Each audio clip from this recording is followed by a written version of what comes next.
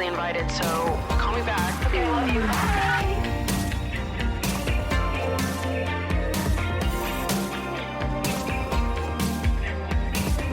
What's up, you guys, and welcome back to Emotionally Online, the show for spilling guts and sharing secrets, hosted by yours truly, the one and only Maddie Drossbeck. I don't know if any of you guys have seen these videos, but they keep appearing on my Instagram page, Instagram Reels Discover page. They're so funny to me. They crack me the fuck up. And it's funny to me strictly because of how like angry people are in the comments because they think it's real when it's so clearly not real. But it's, I don't know, it amazes me how little people will like look into accounts that enrage them. It's actually not funny, but it's funny to me because of the reaction and because I'm like, this is kind of a genius like business strategy. So she's pretending to be a doctor, keyword pretending. That's what these people aren't realizing, which is why they're getting mad. Basically, it's just this woman dressed in scrubs and she'll say something about like a patient coming in with a pain in their backside. You know, something always like waist down problems that someone's coming into this doctor about that she's pretending to be. And then the next clip is her getting home later that night and crawling into bed and pretending to masturbate to the thought of that patient coming in. So if you're consuming this content and you're thinking that this is like a real doctor that just got like, I don't know, TikTok trigger fingers and is like, got to keep up with the trends. And so this is just a doctor that's genuinely making this content. If you watch that video believing that's a real doctor, obviously it's going to enrage you, but it's not a real doctor. It's just a woman promoting her OnlyFans account, which I think this is brilliant. Because every single one of these videos, it's like, I see it. They appear in my feed all the time. And I'll see it and it'll be thousands of comments of people being like, you need to have your license revoked. It's like, it would have taken you 2 seconds to realize what the purpose of this account is. And this is like a role play thing that's happening. And it's not a real doctor that's sexualizing their patients. But it's so fascinating to me how like fired up people will get without fact checking or verifying that it's worth getting mad over, that it's like something that is worth that kind of energy. Because I love that passion and energy towards being like, this is fucked up if it's actually fucked up, but this is just like a role play account promoting someone's OnlyFans. This is not a real doctor. I don't know, I think I'm just very amused at how many people truly struggle with identifying what is real and what isn't on social media. And I think we always say that it's like the older generations that aren't able to clock when something is not what they think it is. But I don't think that it's just the older generations. I think the older generations, it happens to them with more obvious shit. Like when they're clicking on links on Facebook that are obviously like scam links and their information just being sucked up every single time they click on one of those. I think younger people are smart enough not to do shit like that, but I see so many young people falling for shit like this where it's like just so clearly a video that's, you know, to promote something else, but it's designed to get attention and get clicks and enrage people, and it helps promote the account. I don't know. I think everybody falls for those. I don't think it's just an older generation thing, which is interesting. I don't know. It is interesting, though, when it's something that is a very passionate and charged up topic, people just fly right into their spiels and being like, this is what I think about it, without verifying that it's worth that kind of energy. It's funny, though. Life is too short to be having dull sex, which is why here at the Emotionally Online podcast, we love partnering with Mochi Melt, who specializes in the pleasures of human connection, baby. Mochi Melt makes these very luxurious, very delicious lubes to spice up your time in the bedroom. They come in 3 different flavors so that you can seduce your taste buds with a taste of honeydew, watermelon, or strawberries. It is my firm belief that everybody should have a bottle of lube proudly displayed on their nightstand. That's my energy. That's my vibe.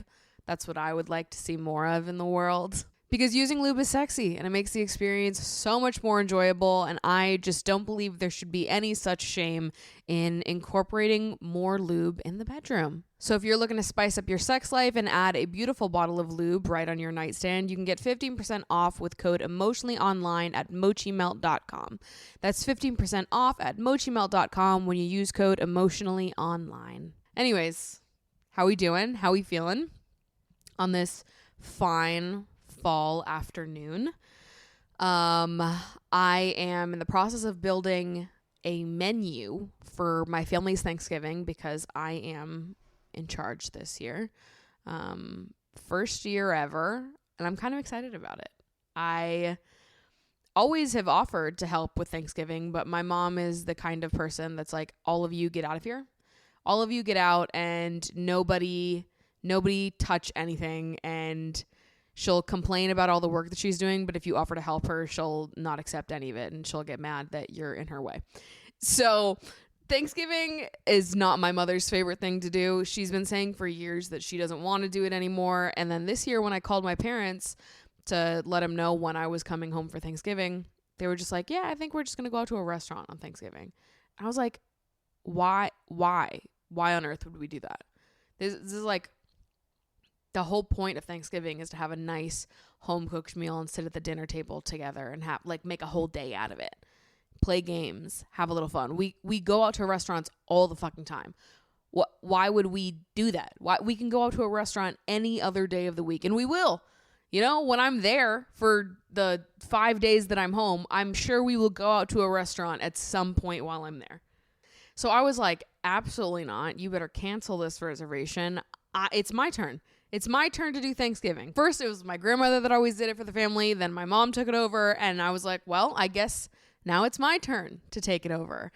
So I'm doing it. I'm doing Thanksgiving. Obviously, I'm not hosting it here in my apartment. I'm going to my parents' house, but I'm the one that's cooking. I'm the one that's planning. I'm the one that's setting everything up.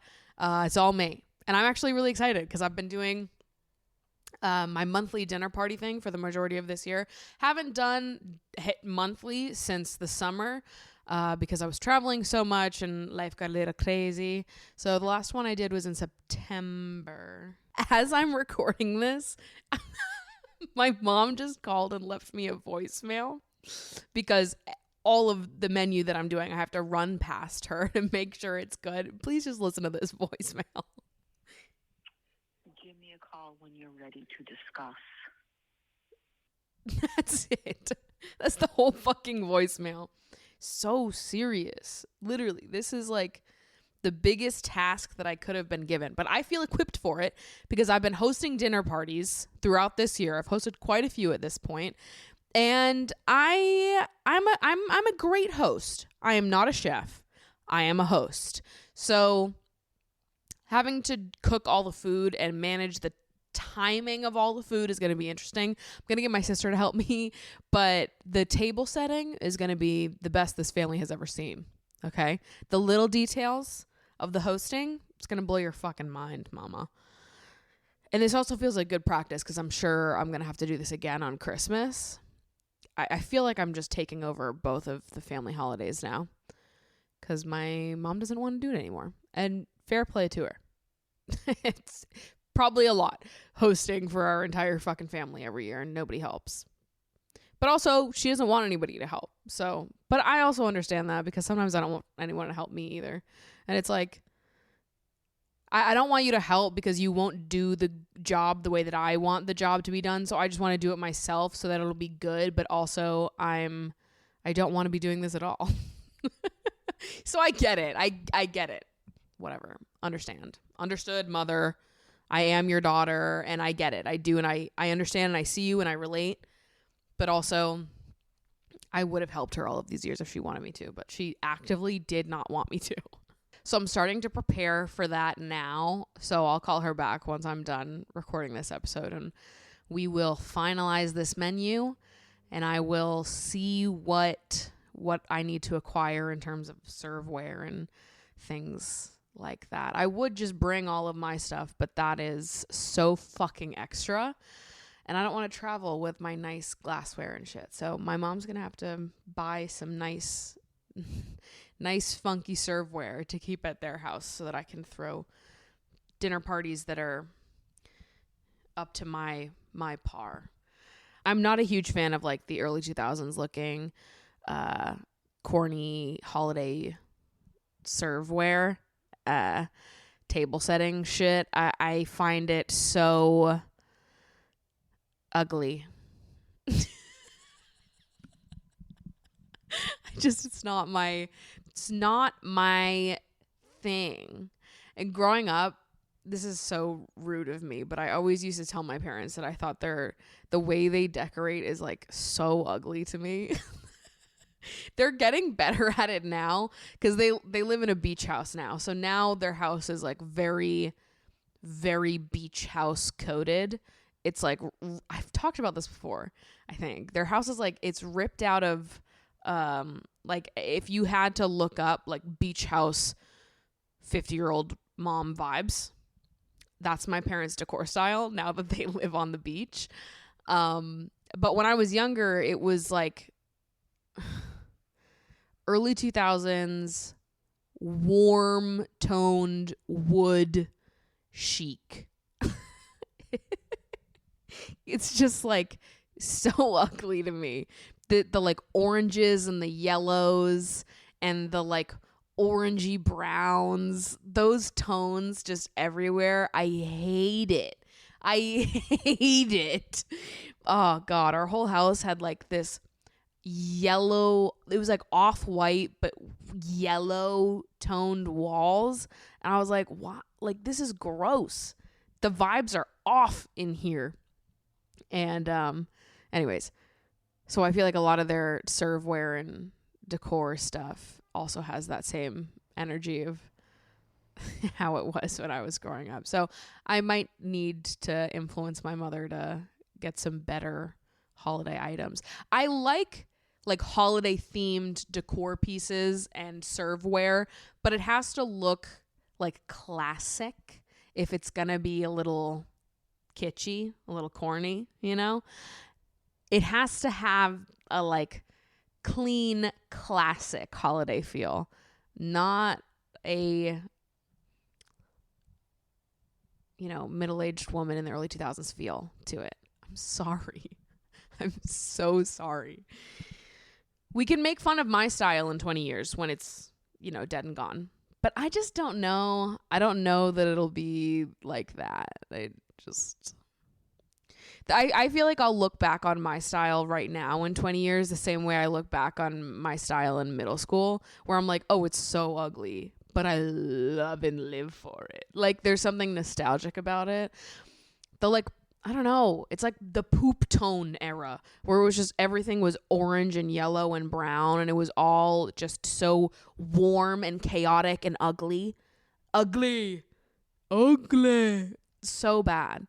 Hate it. So we're going to have to shape things up, my parents' house, and acquire some nice decor and table setting stuff that is going to just be more my style, my speed. And we can also use it for Christmas and for years to come. So it'll be a worthwhile investment. And this is what I'm going to pitch to my mom when I call her after this podcast episode.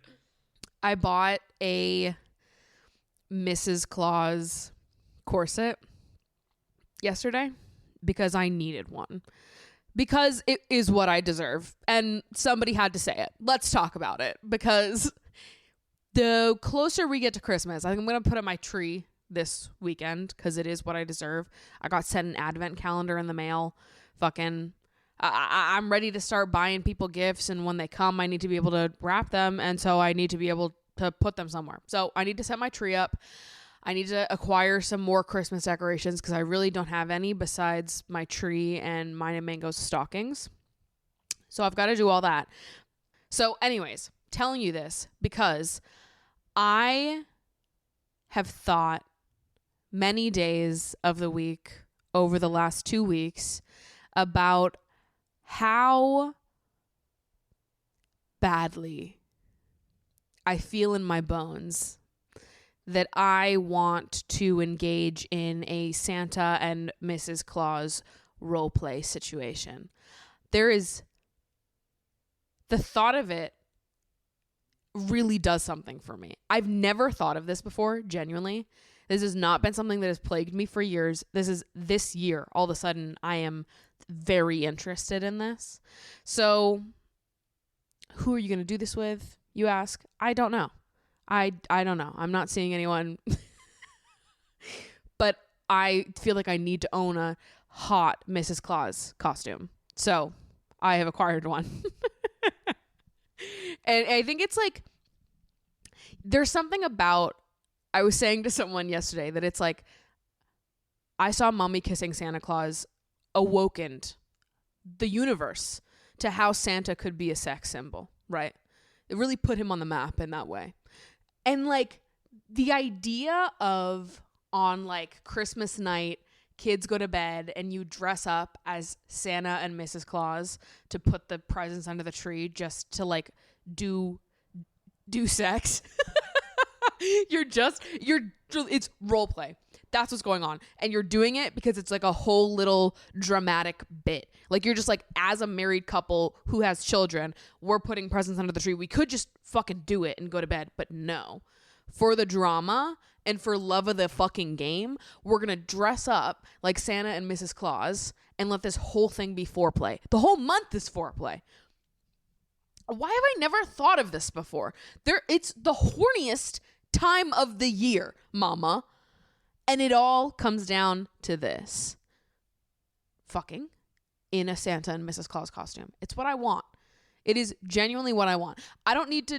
The thing is that I have no intentions of having children. So it's like this fantasy of the kids are in bed and we've got to put the presents under the tree. It's never going to happen because it's not what I want for myself.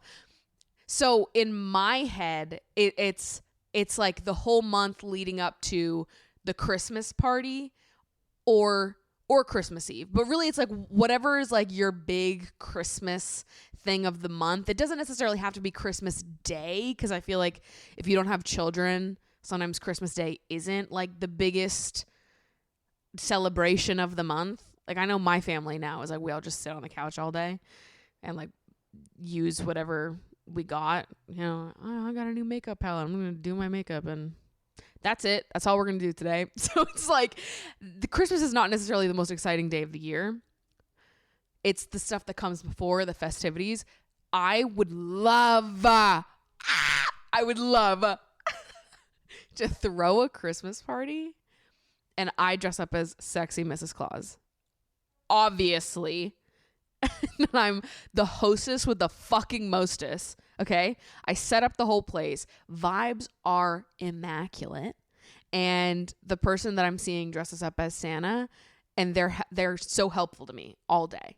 They're so helpful and they help me host and they're very welcoming to all of my guests. They're very charismatic. They just get the whole thing going and it's like dynamic duo, Santa and Mrs. Claus. Energy is here. It's happening. We're in the holiday spirit. And then when everyone leaves and I close the door, last guest leaves the apartment. That's when the real party begins, baby. The whole thing was a setup. It was a ruse so I could fuck this man. I want it so badly. I'm not kidding. I've thought about it every single fucking day for the last like 2-3 weeks. It's so hot. Santa is so fucking hot. That's my type. What are we talking here? Of course that's my fucking type. I don't know. Why have I not realized this before? That's my type. That's my type. Big, bald man with a beard. Big, bald, and bearded baby. Ah! That's my type. That's my type. Holy shit. Revelations have been had. Who's gonna be my Santa? Fuck! It's the most wonderful time of the year. When can I start listening to Christmas music? I think today. It's November 8th when I'm filming this. And when I was younger, I used to have more opinions about this, about Christmas starts after Thanksgiving and don't do it before. But now I have a different thought. And here's what I'm going to say is that November 1, Halloween decorations actually stay up. Halloween decorations don't have to come down until after Thanksgiving. But November 1, you can also put your Christmas decorations up, but you have to keep the Halloween decorations up at the same time.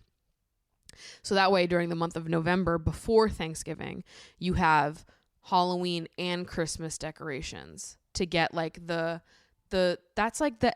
that not the vibe of November? It's like half spooky ooky pumpkins and fall vibes, but also we're on the cusp of, I don't know, ornaments and reindeer and garland and wreaths. There's overlap, right? So when we push them together, all of a sudden it's like, yeah, this is Thanksgiving somehow. Somehow it works. So I think that's how I feel now. I do believe that Thanksgiving should have some of their own decor, but a lot of my Thanksgiving decor is just my fall decor. So it's like that was already up in October. So it's part of Halloween inside my brain, So we just got to add Christmas in November. We get a good smorgasbord of two. And then after Thanksgiving, we go straight to Christmas. We leave Christmas up until a few days after New Year's. Not a full week. A few days. Okay? We've got some rules around here. But I do feel ready to start listening to Christmas music right now. I was singing, "It's the most wonderful time of the year," all day yesterday. There'll be parties for hosting, marshmallows for toasting, when loved ones are near. What's the other one that I really like? Oh, simply having a wonderful Christmas time. And then when it goes back and forth, it's like boom, boom, boom, boom, boom, boom, boom, boom, boom, boom.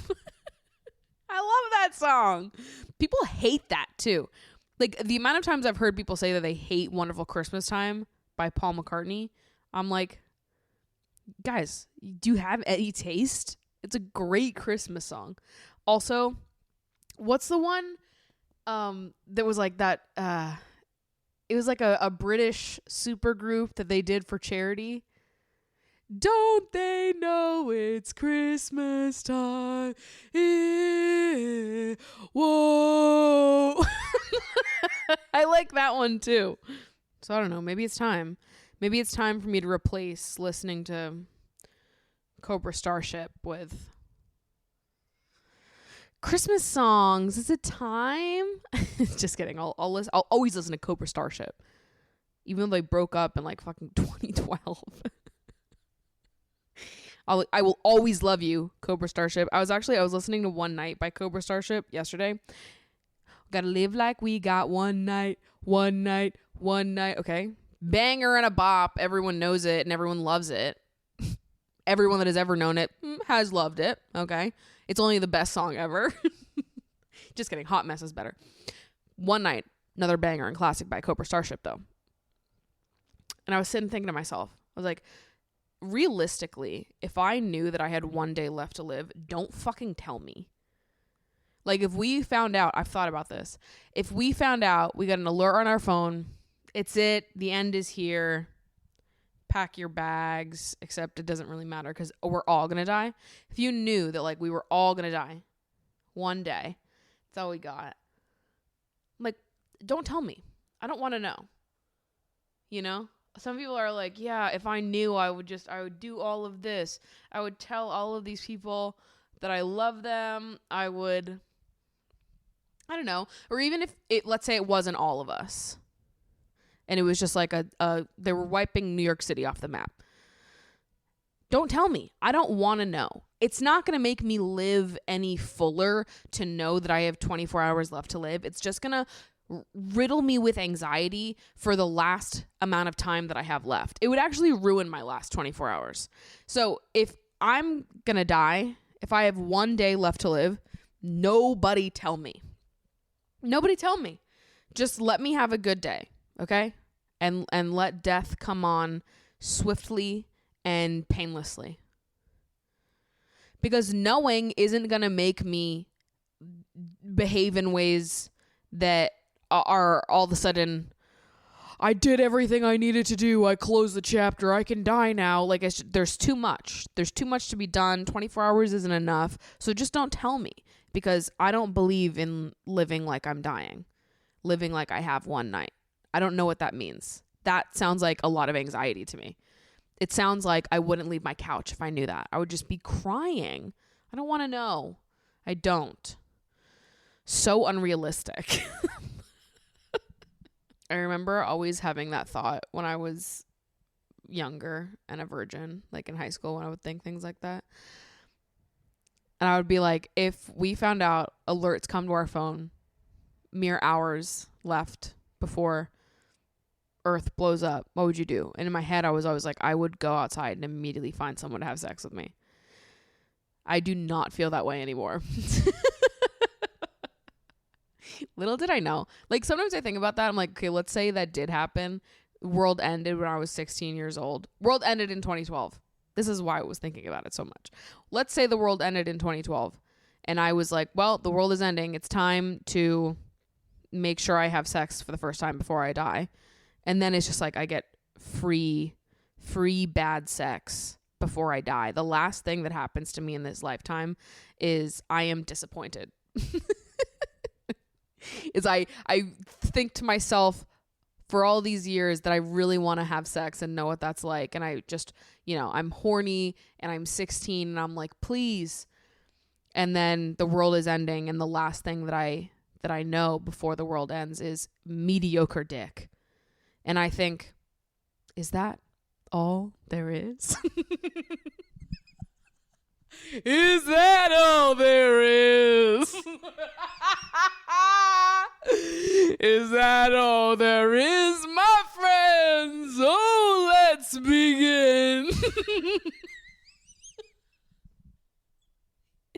It's exactly what would have happened. All right, anyways. Oh my God. This was not what I had written for today's episode, by the way. I went completely off the rails. So before I go any more off the rails, let's get back on the rails and talk about some of these audience submissions. If you don't know, there is a submission box for this show where you can submit anything and everything that's on your mind that you would like me to bring up at the sleepover. These can be topic requests, they can be advice requests, am I the assholes, anything that's going on that you would like to bring up, that you would like to vent about, that you would like to get the people's opinion on. You put it in that submission box and I will pick a few to read out at the end of every single episode. Hello, Maddie. I love listening to your podcast. Thank you for giving so many of us the opportunity to commune with you in this way. Thanks for being here. What the hell?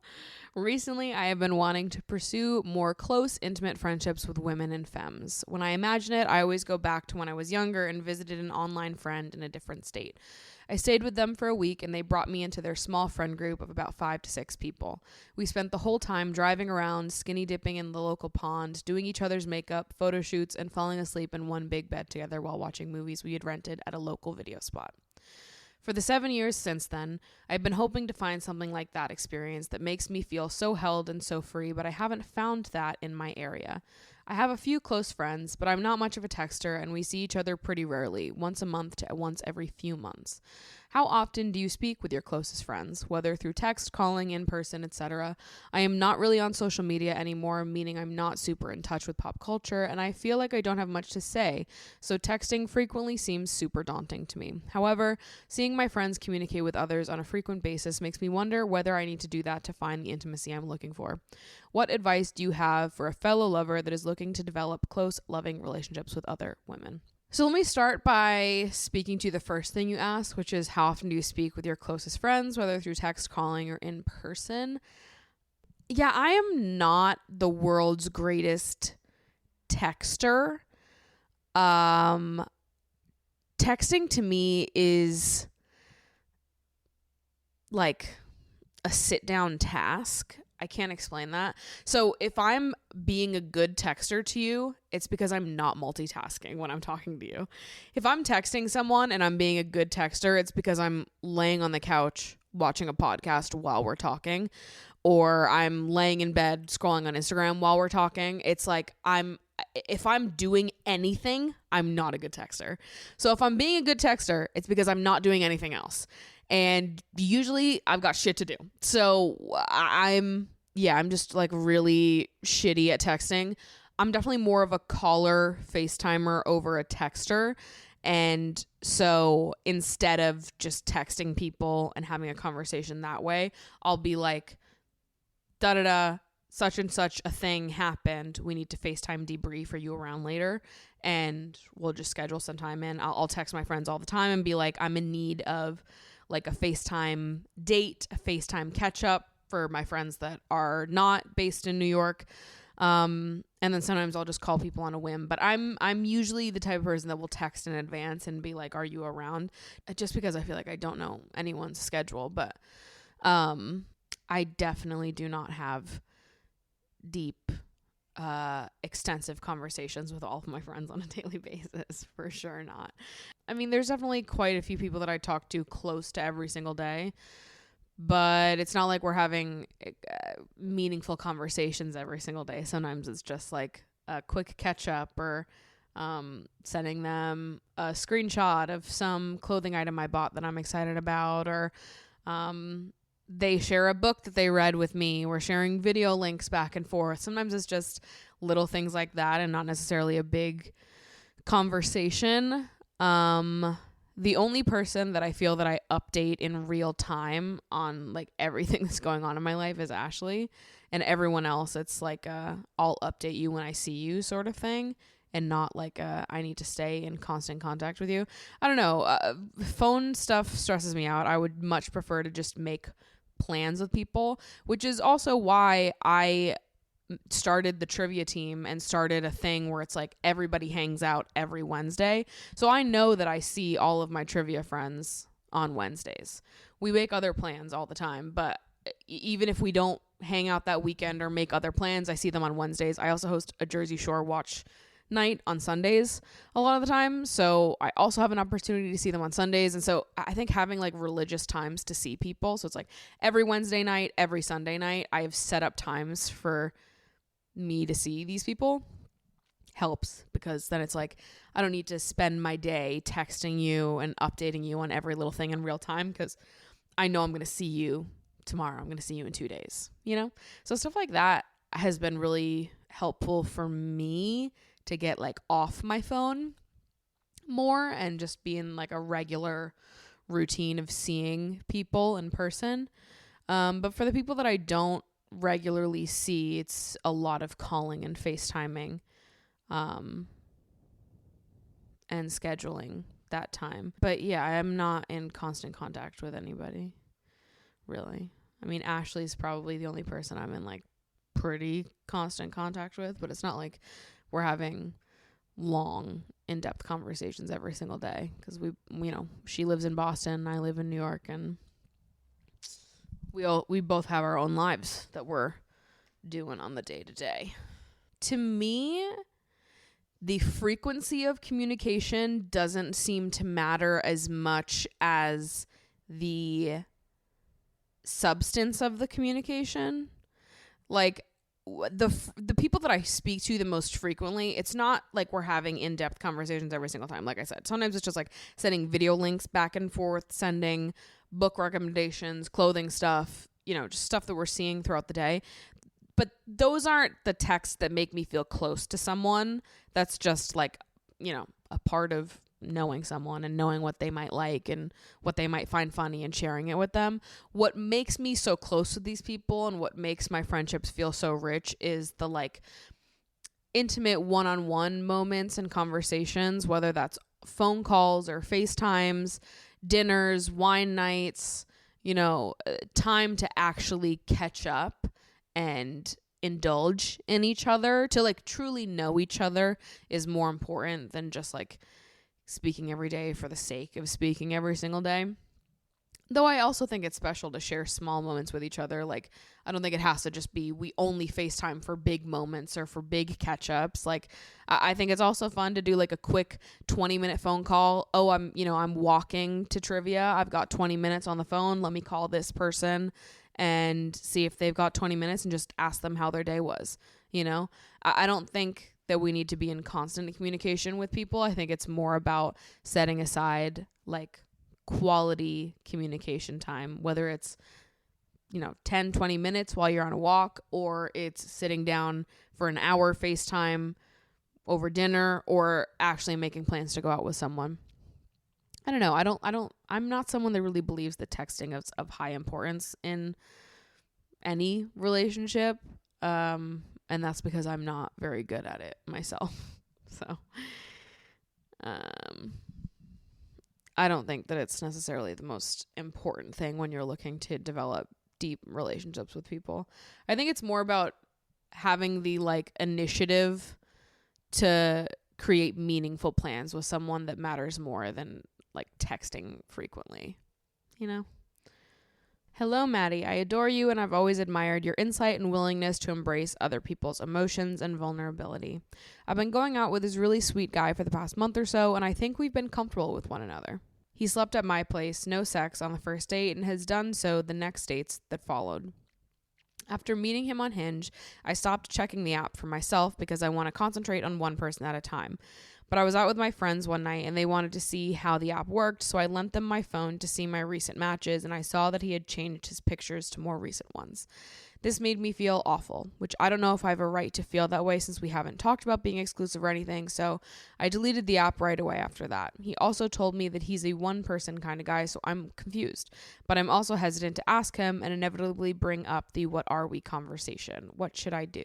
Yeah, I've been there before. And it's not fun. It's not a fun feeling. I think even when the other person is not doing anything wrong, like he hasn't done anything wrong by changing his photos, that doesn't mean that we can't feel upset about it or feel like, oh, ouch, that stings a little bit. And I think that's perfectly fine. That's a very normal reaction. I had that same reaction when I noticed that someone that I was talking to did that. I think we all function differently. We all operate differently in dating, which is something I have to always remind myself. But something like that is difficult because it's something that when I'm looking at that action through my own lens of how I operate in dating, because similarly to you, I'm someone that when I am interested in someone, I'm like one person at a time kind of girl. I'm not very good at dating multiple people at once. I'm also just not very interested in that. I would rather date one person, see how it goes, let it run its course, and then, keep dating other people if it turns out this relationship is not the right fit for me. So, because I operate the way that I do in dating, and because if I changed the photos on my profile while I was seeing someone, it would mean I wasn't interested. So seeing someone else do that, obviously it brings up feelings of like, oh, ouch, because you like them. And this is an action that through your own lens, through how you would behave, that would mean you're not interested. And so of course it hurts because you're like, I like this person. I'm enjoying seeing them. I thought things were going really well. And now I've just seen them update their dating profile. And to me, it's hard to not take that a little bit personally. I totally get it. With that being said, I don't think that just because there are people out there that don't operate the exact same way that we operate, it necessarily means something bad. I mean, honestly, I think that most people in like early stage dating, just going out on casual dates, are not just dating one person at a time. And that's fine. People are totally allowed to do that. It's just not how I personally operate. So I think when it is an early stage dating and we haven't established any, exclusivity or boundaries or direction of where our particular relationship is going. Until we've hit that point, I'm not going to read into things like that or go searching for reasons to upset myself, because just because it's not how I would act doesn't necessarily mean it has to be like the end of the connection. I think with some people, it just takes them a little bit more to even want to focus on exploring one connection. But also I understand if they have said that they are the type of person that dates one person at a time, to then see them, it also feels like, well, hello? I thought we were similar, but if we're similar, this sucks. Like, I kind of hope we're not similar. You know what I mean? All of that to say, I just want to validate that how you're feeling is totally fair. And if I were you, I would just try to sort of forget this for a second, but use this as a learning opportunity to understand something about yourself a little bit more. So you've had this moment where you saw something that you didn't really want to see. It kind of upset you. But what you've learned here in this moment is that maybe you are interested in taking this relationship to the next level and establishing some sort of exclusivity or boundary, or just opening that conversation up to see how they're feeling in the relationship right now, if they are ready to sort of up the commitment level a little bit. Take this as a moment of learning. This thing happened. It made you feel this way. And instead of letting this thing really upset you or letting yourself really read into it, take it as a learning. You learned a little bit more about how you feel about this person. You've learned that maybe you do want to take it a little bit more of a higher investment. And now I think the proper course of action is just bringing it up with them. And I don't even really think that you have to necessarily bring up the fact that you saw them update the dating profile. I think you can just open up a conversation of like, how are you feeling? Where are you at? And tell them how you're feeling, because it really doesn't matter that they updated their profile. You're allowed to feel upset by it, but it also doesn't have to be a bigger thing. It doesn't need to be an indicator of anything. I would just open up the conversation and let them answer. If you like him and you want to see where things are going and up the investment a little bit, be vulnerable and fucking say that. He'll react and you'll get your answer. Maybe it is not that deep, or maybe it's not a good match. Who knows? But you don't know until you ask. So I have a friend that I met in grad school and I want to hang out more often, but due to a lot of different things, I don't really have a good excuse to hit her up and hang out. A few months ago, she invited me to hang out for her birthday, but I couldn't go. After that, life started throwing hands, so there was no chance to reschedule anything. I feel like it would be really out of the blue to hang out now, but I don't want to lose out on a good friendship. What would you do? I think you're overthinking it way too much. I don't think you need a reason to hang out with someone or make a new friend. When I meet someone cool and want to be their friend, I just tell them that. Last week I met these two girls. I went on their podcast. It's coming out soon, maybe. I don't know. But I met them for the first time when I went on their podcast. And afterwards I was like, I just need you to know that I have like the biggest friend crushes on you. And I would love to hang out. Like, let's get dinner. Let's get brunch. Let's do something. I think you guys are so cool and like would love to be your friend. Just say that. I think like everybody loves hearing stuff like that. Maybe there's a new restaurant you want to try and you want to see if they'll come with, or there's, you know, some holiday market that could be fun to go to, see if they're around. And if you're not in grad school anymore, you could say that you really miss them and you'd love to catch up and hear about what's going on in their life. Ask them to dinner. I just don't think that we need an excuse to hang out and want to be friends with people. I think you can say anything at all. And I think it's also a beautiful thing to just say someone straight up that you want to be their friend, or that you have a friend crush on them. I do it all the time. People love it. I'm telling you. It's a smash hit in the friend department. Don't be nervous to tell someone that you want to be friends. That's beautiful. I just go for it. Just do it. I don't think you need an excuse. Hello, Maddie. Firstly, thank you so much for putting your heart out there with the content that you create. I can't tell you how much I've grown by watching you grow over the years. I love that. Secondly, I'm curious to know what you, as an endlessly loving and hopeful romantic, think of the saying, love comes when you least expect it. I usually find that most cliches have at least some grounding or truth to them, but I just can't quite get my head around this one. I always hear these stories of people saying, when I finally gave up on love, that's when it came, but I don't think I could ever possibly give up on love. I'm always romanticizing the potential of meeting someone anytime I go out into the world. I guess the whole giving up on love thing is usually framed as synonymous with focusing on yourself or being comfortable alone. But to me, those things have nothing to do with each other. I'm a hyper-independent person, and I've been single my whole life. I've spent and continue to spend most of my time trying to build a life that I am proud of, independent of any other person.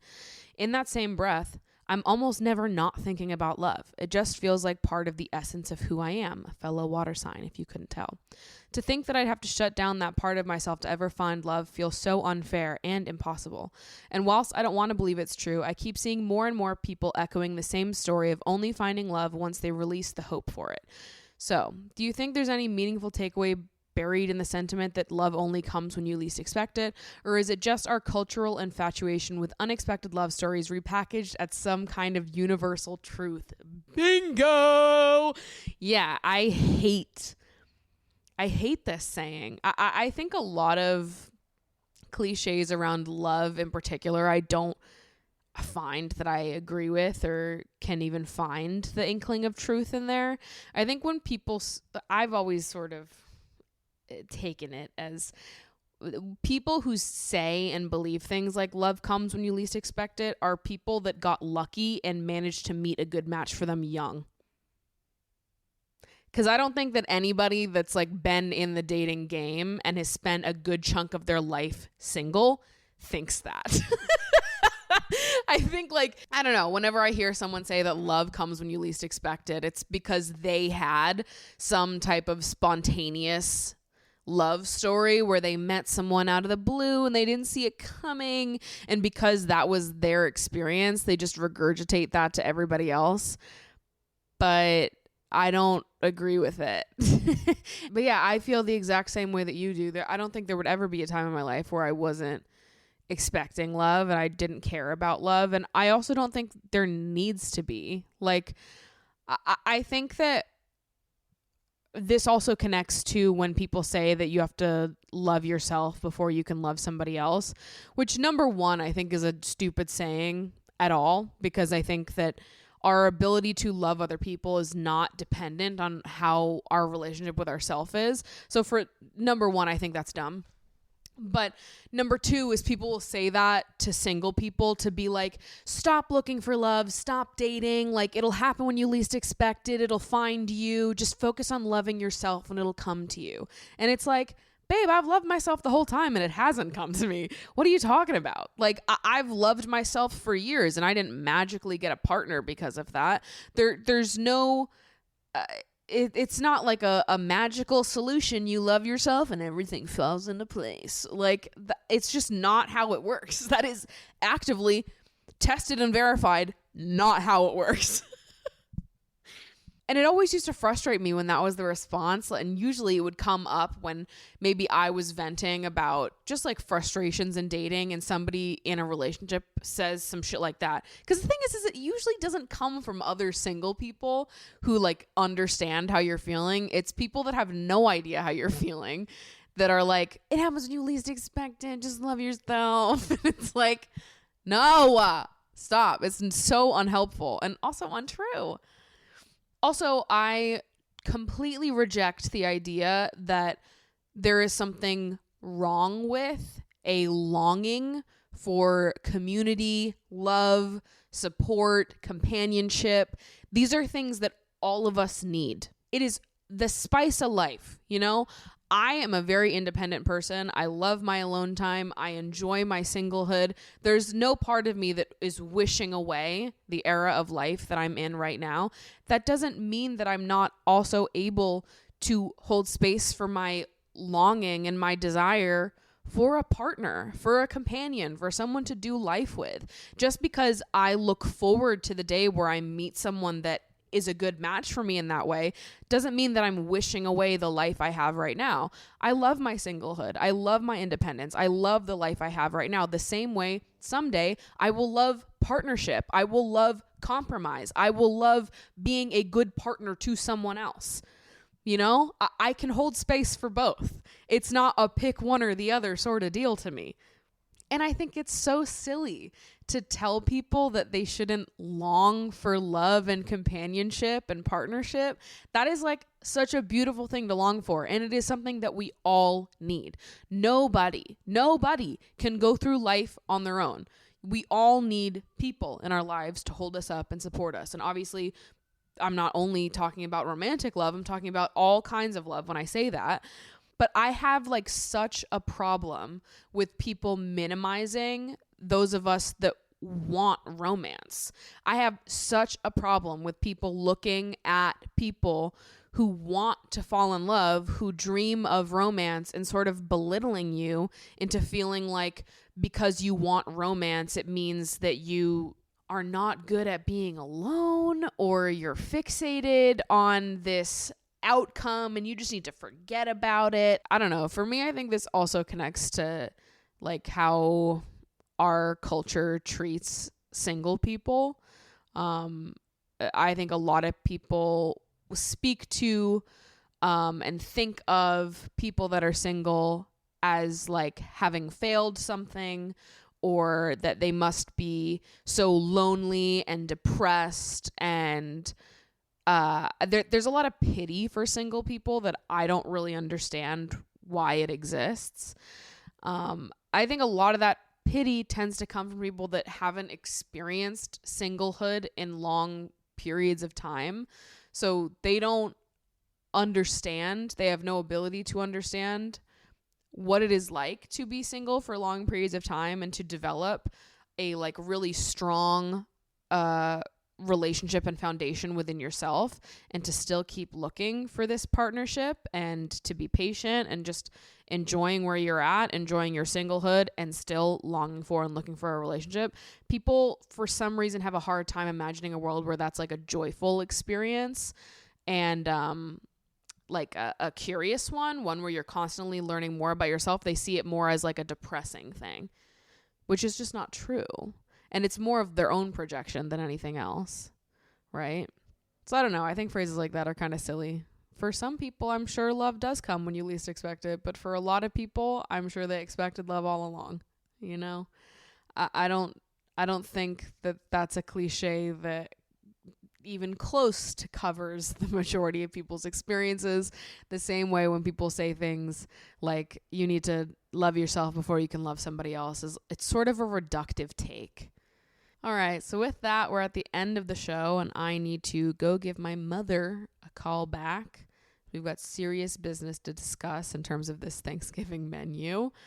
But thank you guys so much for watching. If you want to see more from me, you can follow me on Instagram at Maddie Drosbeck, and of course, watch my YouTube videos at Maddie Drosbeck on YouTube as well. I love you so much. Thank you so much for listening. I will see you next week.